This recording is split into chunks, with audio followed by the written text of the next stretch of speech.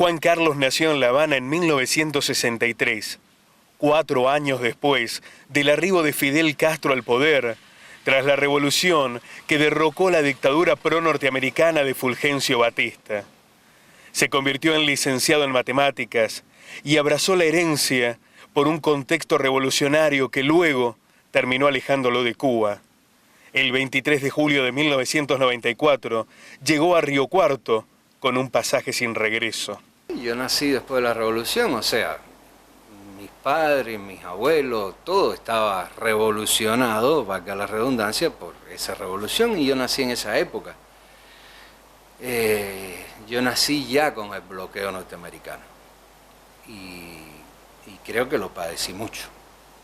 ¿Cómo vivía su familia la revolución? ¿Eran adherentes? ¿En algún punto la cuestionaban? No, mi familia estaba integrada a la revolución. Mi padre era fundador del Ministerio del Interior, o sea, de las fuerzas del Ministerio del Interior. Mi mamá era ama de casa, trabajó siempre, ama de casa no, pero si bien no estaba vinculada al sistema, lo apoyaba, digamos, como casi todo el mundo en Cuba. Los indicios periodísticos previos anticipaban un presagio que los cubanos soñaron durante décadas. El anuncio de un acuerdo diplomático entre Cuba y Estados Unidos, con la mediación del Papa Francisco, conjugó sorpresa con expectativa. Y eso se vinculaba en la escasez de todo, la escasez de cualquier cosa que puede querer un niño, hasta la justificación que le daba al gobierno cubano el bloqueo para decir que todo lo que no había se debía al bloqueo, cuando yo crecí y comprendí que no todo lo que no había se debía al bloqueo. Si en Cuba no había zanahoria, no había papa, no era por culpa del bloqueo. Puede ser que en Cuba no hubiera acceso al crédito internacional, o puede ser que en Cuba no hubiera cómo conseguir un medicamento producido en Estados Unidos. Eso son cosas que limitan el bloqueo. Pero el hecho que en Cuba no hubiera comida no es culpa del bloqueo. El hecho que en Cuba no hubiera libertad no es culpa del bloqueo.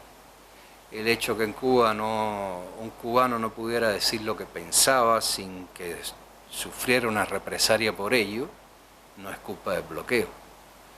El hecho de que Fidel Castro estuviera en el poder durante 50 años, no es culpa del bloqueo.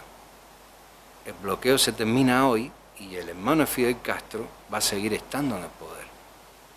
Y cuando se vaya, porque es ley de la vida, tiene 80 y tantos años, va a seguir otro igual que él.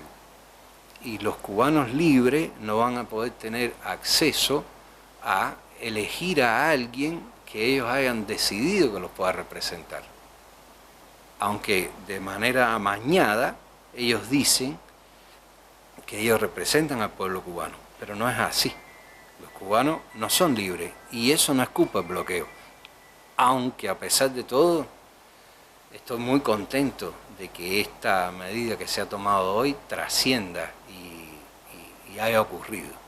Internet sirvió hoy para unificar pensamientos y emociones a miles de kilómetros. Los cubanos en el extranjero fueron voceros de una jornada que califican como histórica. Y un día cualquiera, uno más entre los casi 19.000 que duró el largo invierno, la espesa capa de hielo cedió y comenzó el deshielo. Y la gente que no conocía lo que era el calor siguió con sus vidas como si nada hubiera pasado, cuando había sucedido casi todo. Este amigo vivió acá en Río Cuarto, era colaborador escribía, ¿viste? Se llama Orestes Díaz Rodríguez. Y es un tipo inteligente, un amigo mío, y me gustó que escribiera eso. ¿Hoy se siente con más esperanza que ayer? Sí. Sí, la verdad. Solo el hecho de decirte que tengo fe en que en el mediano plazo las cosas en Cuba cambien, eso te llena de esperanza, de optimismo y es bueno.